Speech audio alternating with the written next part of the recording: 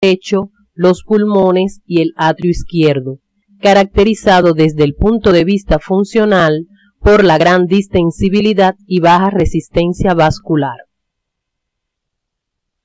En el día de hoy orientamos el estudio de las características morfofuncionales de los vasos sanguíneos, en particular su desarrollo, aspectos microscópicos y los conceptos básicos que nos permiten interpretar la dinámica circulatoria. Además, la circulación pulmonar, de vital importancia para la oxigenación de la sangre y la excreción del dióxido de carbono. No menos importante resulta la circulación mayor o sistémica, dado su papel en el transporte de nutrientes y la extracción de las sustancias de desecho de los tejidos, la que será el objeto de estudio de nuestra próxima actividad orientadora.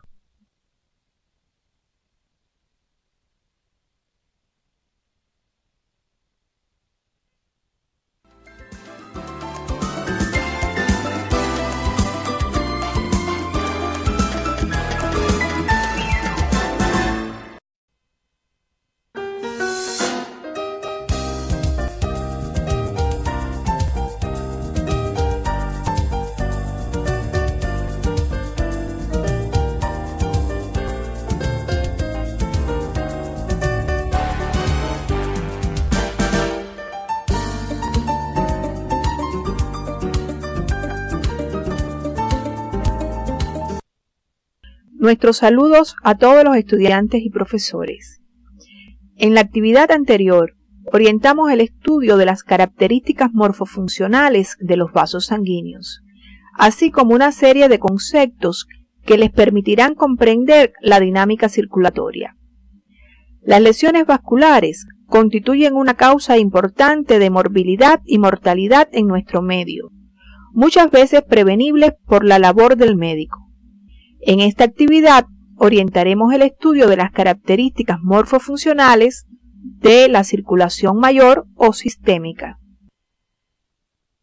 Al concluir el estudio de estos contenidos, serán capaces de explicar las características morfofuncionales macroscópicas de la circulación mayor, destacando las particularidades de sus componentes arterial y venoso y sus expresiones hemodinámicas, así como interpretar las modificaciones del pulso arterial y la presión venosa, teniendo en cuenta los factores de los que dependen y destacando su significación clínica.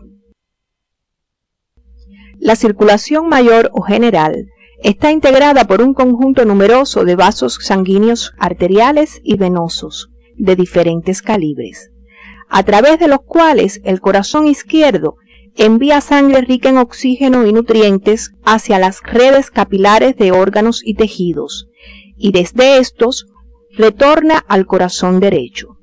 En la imagen se representa en rojo la circulación de la sangre oxigenada y en azul la sangre venosa.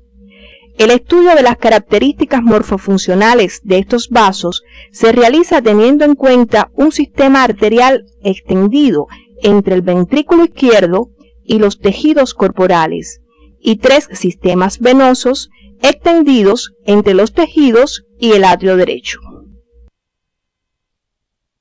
El sistema arterial tiene un vaso central de gran calibre, la aorta, del cual parten los ramos hacia las distintas regiones y órganos del cuerpo. Esta arteria se extiende desde el orificio aórtico del ventrículo izquierdo hasta nivel de la cuarta vértebra lumbar, donde se dividen sus ramos terminales, las arterias ilíacas comunes o primitivas. La aorta tiene 3 porciones, ascendente, arco aórtico y descendente. Esta última se subdivide en torácica y abdominal, al pasar por el hiato aórtico del diafragma.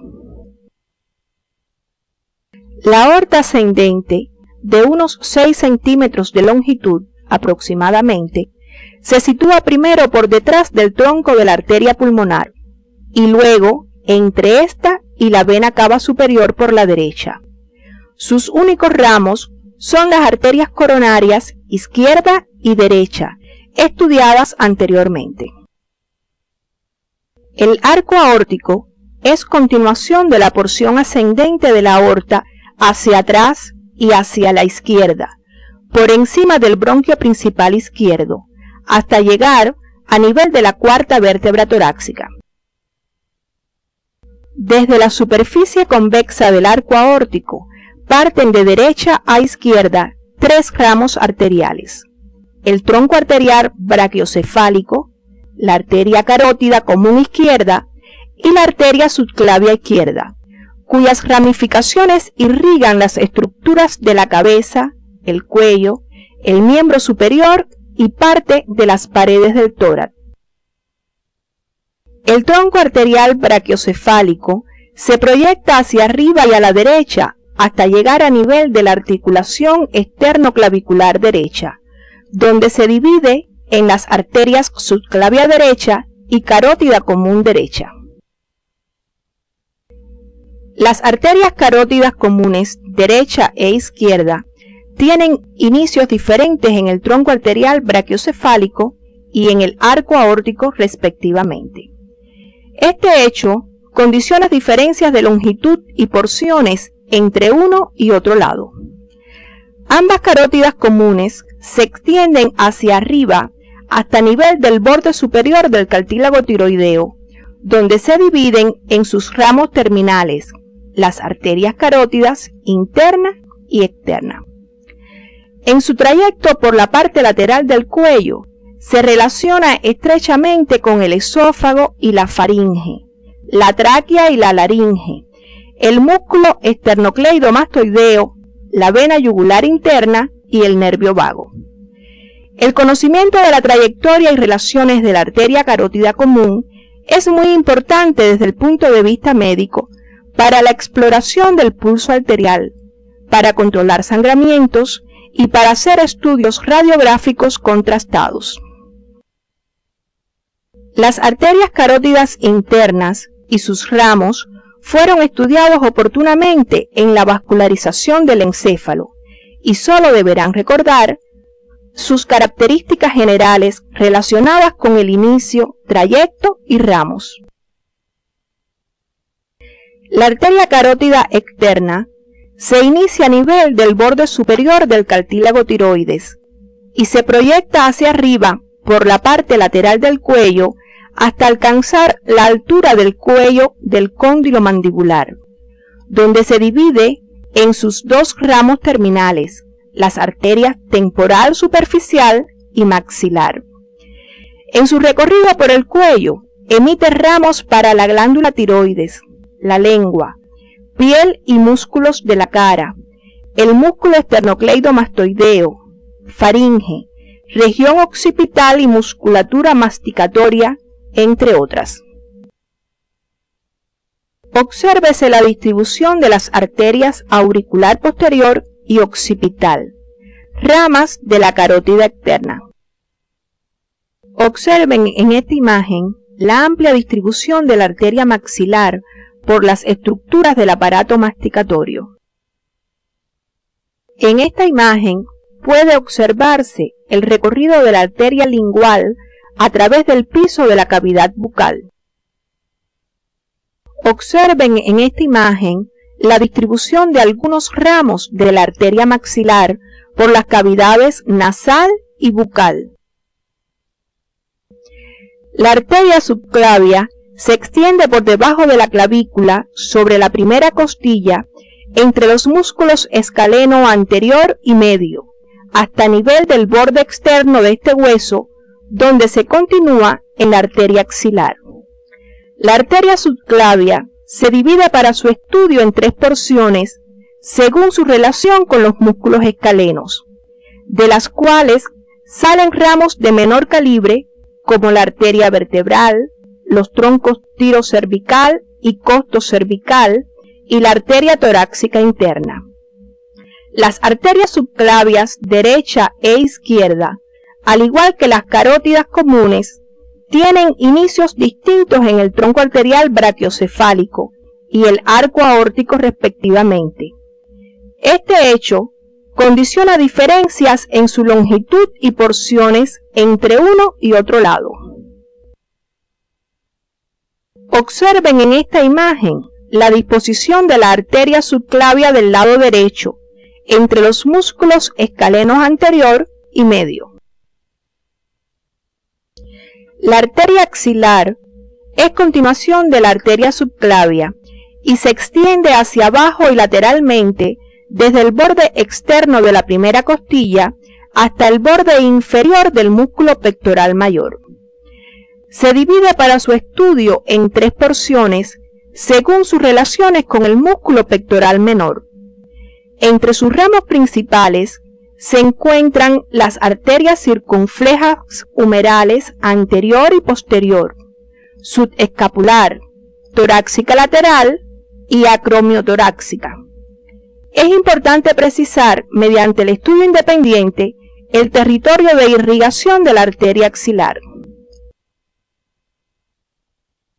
La arteria braquial o humeral se extiende desde el borde inferior del músculo pectoral mayor por el surco bicipital medial del brazo, como continuación de la arteria axilar, hasta el nivel de la articulación del codo, donde se dividen sus 2 ramos terminales, las arterias radial y ulnar.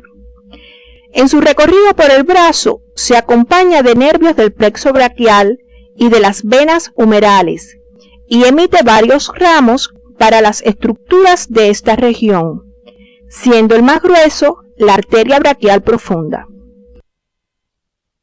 Observen en esta imagen el recorrido de la arteria braquial por el surco bicipital medial, acompañada por los nervios mediano, ulnar y braquiocutáneo medial.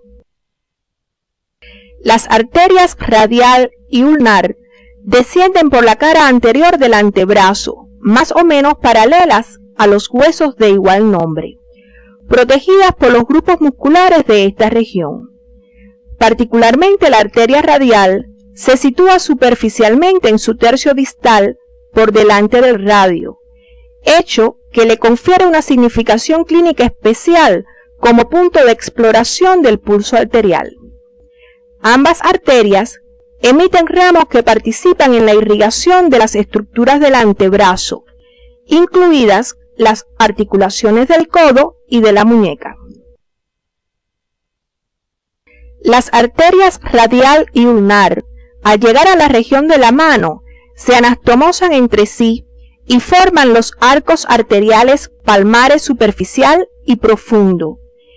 El arco palmar superficial se forma por la unión del ramo palmar superficial de la arteria radial con la arteria ulnar, como se observa en la imagen. De este arco parten 4 ramos más finos para los dedos, con los nombres de digitales palmares comunes, de los cuales parten distalmente los ramos digitales palmares propios. El arco palmar profundo se encuentra formado por la continuación de la arteria radial y el ramo palmar profundo de la arteria ulnar, en un plano más profundo y en posición proximal con respecto al arco palmar superficial. De su convexidad parten 3 arterias metacarpianas palmares. Es importante comprender que los arcos palmares, junto a las redes carpianas con las cuales establecen anastomosis, constituyen circuitos especiales que aseguran la irrigación de las estructuras palmares y dorsales de la mano, con independencia de su estado funcional específico. Una vez orientado el estudio de las características morfofuncionales macroscópicas de las arterias que se distribuyen por las estructuras de la cabeza, cuello, parte de las paredes del tórax y miembro superior, podemos pasar al estudio de la porción descendente de la aorta. Recordemos que esta porción se subdivide en torácica y abdominal. La parte torácica de la aorta descendente se extiende por el mediastino posterior a la izquierda de la línea media, en estrecha relación con los cuerpos vertebrales y el esófago, desde la altura de la 4ª vértebra torácica hasta el orificio aórtico del diafragma. En su recorrido, emite ramos para los órganos y estructuras mediastinales, excepto el corazón. También emite ramos para las paredes del tórax, las arterias frénicas superiores e intercostales posteriores. Observen en esta imagen los ramos intercostales posteriores, esofágicos y bronquiales de la aorta torácica. La aorta abdominal es continuación de la aorta torácica y se extiende a la izquierda de la vena cava inferior, desde el hiato aórtico del diafragma por arriba hasta nivel de la cuarta vértebra lumbar, donde se divide en sus dos ramos terminales, las arterias ilíacas comunes. En su trayecto, emite numerosos ramos para los órganos y paredes abdominales. Los ramos de la arteria aorta abdominal se dividen en parietales y viscerales según su distribución. Los primeros son las arterias frénicas inferiores, lumbares y para algunos autores las ilíacas comunes. Los segundos se subdividen en ramos pares para las glándulas suprarrenales, las gónadas y los riñones, y ramos impares para distintas porciones del intestino, hígado, vaso y páncreas. Por su mayor complejidad, nos detendremos en los ramos viscerales impares. El tronco celíaco se inicia en la superficie anterior de la aorta, por debajo del hiato aórtico del diafragma, y después de un corto trayecto se divide en tres ramos: las arterias gástrica izquierda, hepática común y lienal o esplénica.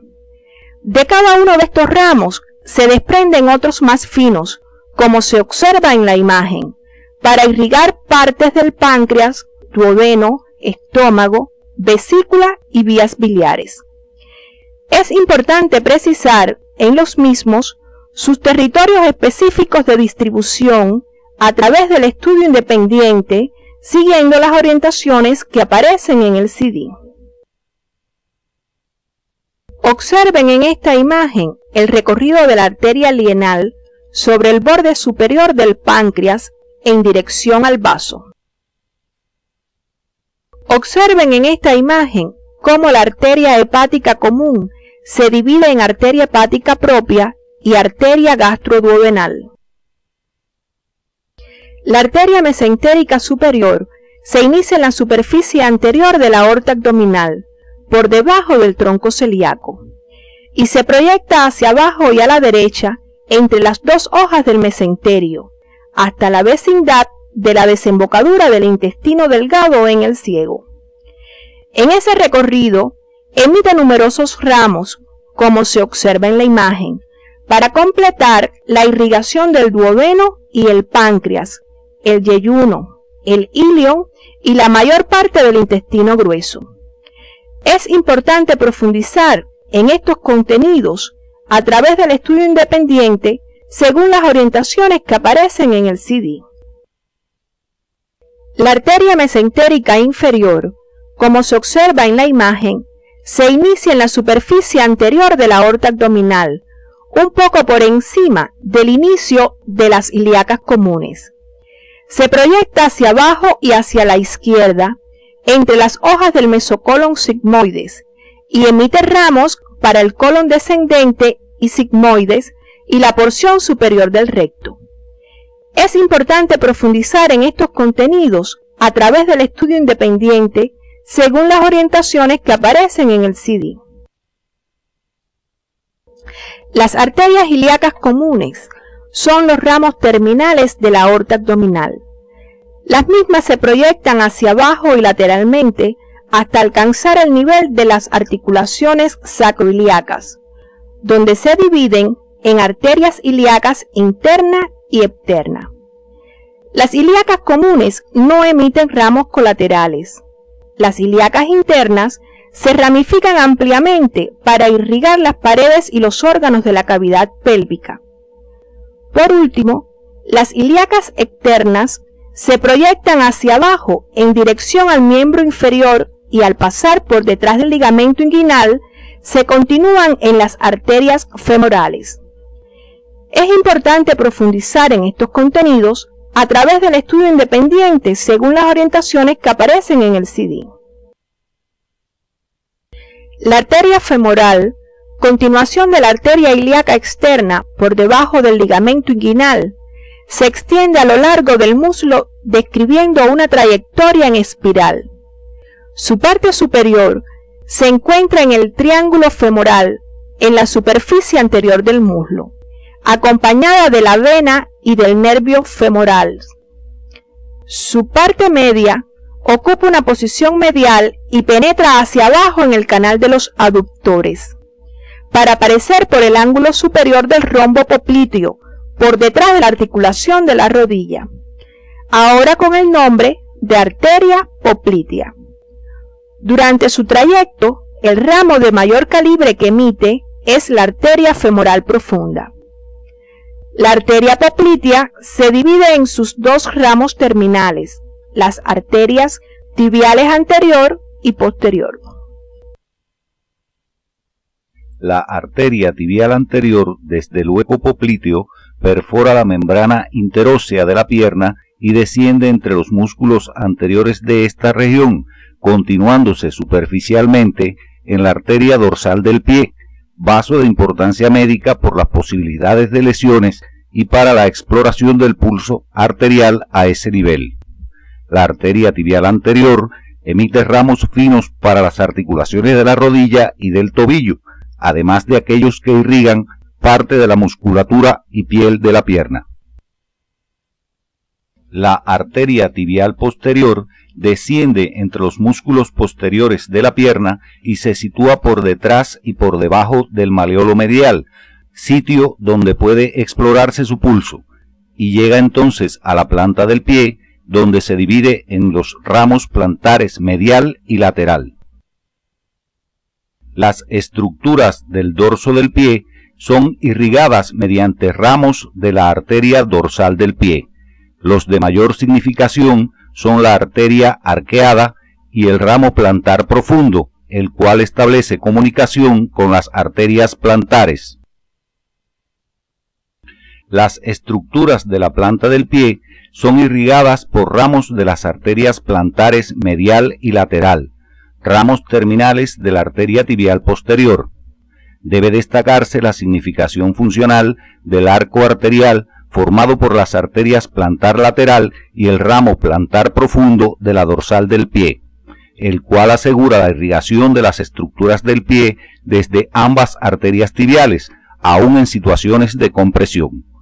Una vez orientado el estudio de las características morfofuncionales macroscópicas de las arterias de la circulación mayor, estamos en condiciones de abordar el estudio de las venas.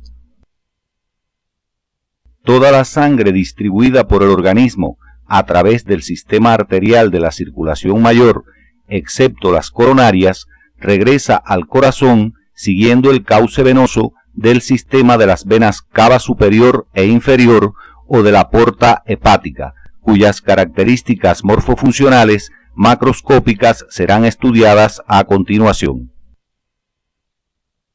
El sistema de la vena cava superior está constituido por el conjunto de venas a través de las cuales es drenada la sangre procedente de la cabeza, cuello, miembros superiores y parte de las paredes del tronco hacia el atrio derecho. Su tronco venoso principal es la vena cava superior con una longitud promedio de 5 a 6 centímetros, formado por la confluencia de los troncos venosos brachiocefálicos izquierdo y derecho, por detrás de la primera articulación esternocostal derecha, quedando situado a la derecha y algo por detrás de la aorta ascendente.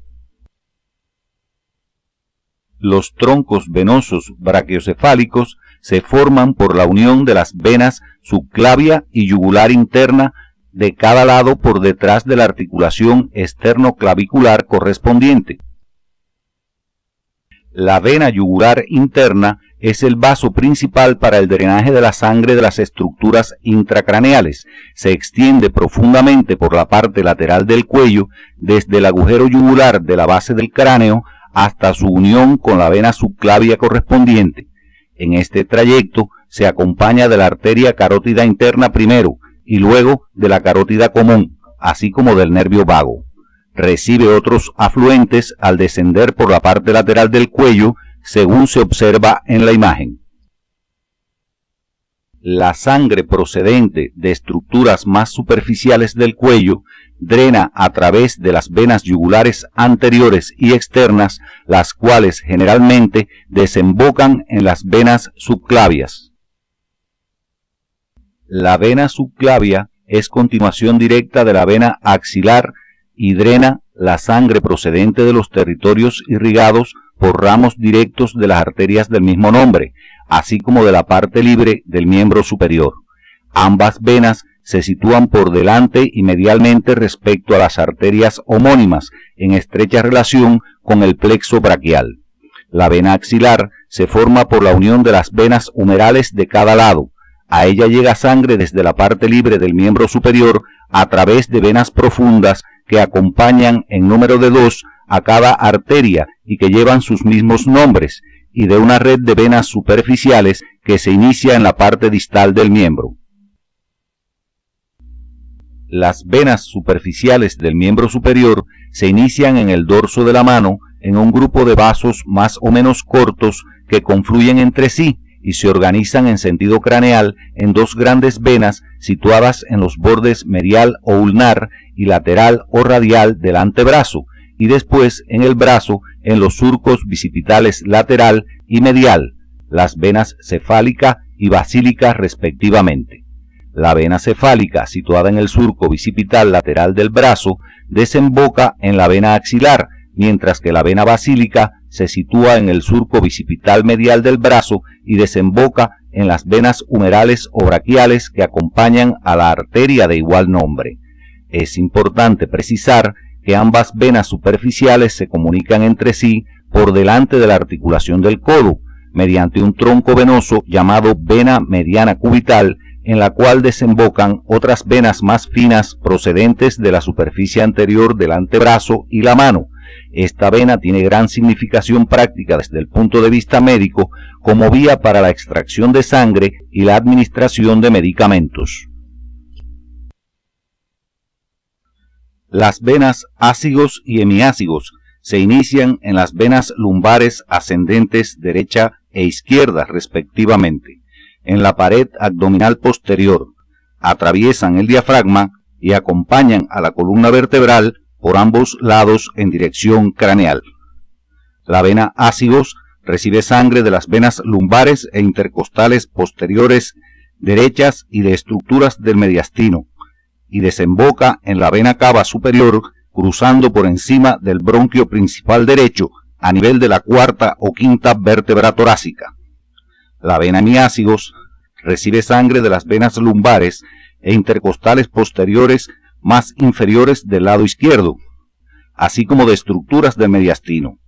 Asciende por el lado izquierdo de la columna vertebral y a la altura de la séptima u octava vértebra torácica gira hacia la derecha y termina desembocando en la vena ácigos. Las venas intercostales posteriores más superiores del lado izquierdo drenan en la hemiácigos a través de la vena hemiácigos accesoria. El sistema de la vena cava inferior está constituido por un conjunto de venas de diferente calibre que permiten el drenaje desde los miembros inferiores, las paredes y los órganos de la pelvis, una parte de las paredes del abdomen y los órganos pares de la cavidad abdominal.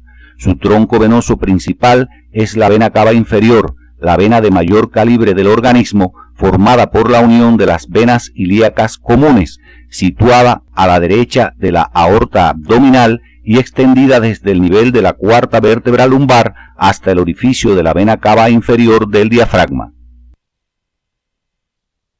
Las venas ilíacas comunes se forman por la unión de las venas ilíacas interna y externa, a través de las cuales reciben sangre desde los órganos y paredes de la pelvis y de la parte libre del miembro inferior. Observen en esta imagen la disposición de los vasos venosos en la pared rectal y sus relaciones con la vena ilíaca interna.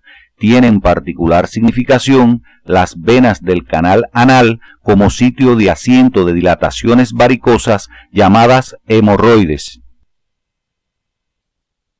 El drenaje venoso de la parte libre del miembro inferior se realiza a través de venas profundas y superficiales. Las venas profundas acompañan en número de 2 a cada arteria del pie y la pierna y en una relación de 1 a 1 para las arterias poplitea y femoral, como se ilustra en la imagen. Las venas superficiales se disponen por debajo de la piel conformando 2 troncos venosos principales, safenas magna y parva. La vena safena magna se inicia hacia la parte medial del dorso del pie y asciende por la superficie medial de la pierna y del muslo hasta desembocar en la vena femoral a nivel del hiato safeno. La vena safena parva se inicia en la parte lateral del dorso del pie y asciende por la parte posterior de la pierna hasta desembocar en la vena poplitea. Entre ambas venas existen numerosas anastomosis y son sitio frecuente de formación de varices. El sistema de la vena porta hepática drena sangre procedente de los órganos impares de la cavidad abdominal, excepto el hígado, que lo hace directamente a la vena cava inferior.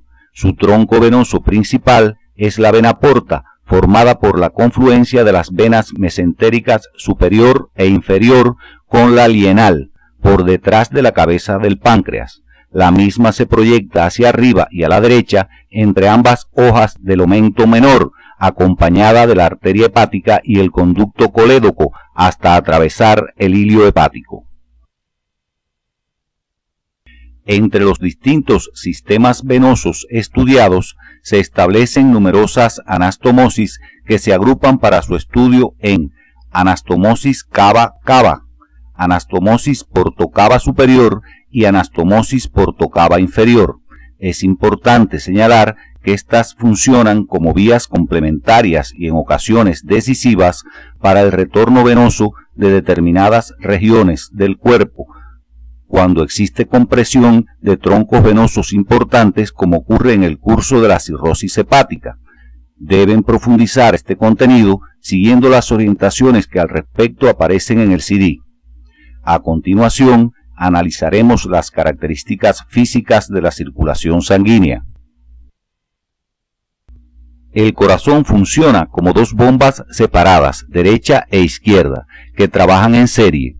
El corazón derecho, específicamente el ventrículo derecho, bombea sangre hacia los pulmones, luego la recibe el corazón izquierdo que la bombea al resto del organismo. La sangre de retorno llega al atrio derecho. Observen además los vasos linfáticos asociados a la circulación sistémica que serán objeto de estudio en nuestra próxima actividad orientadora. La función de las arterias es transportar sangre a una presión elevada. Sus paredes vasculares son gruesas y la sangre fluye con gran rapidez.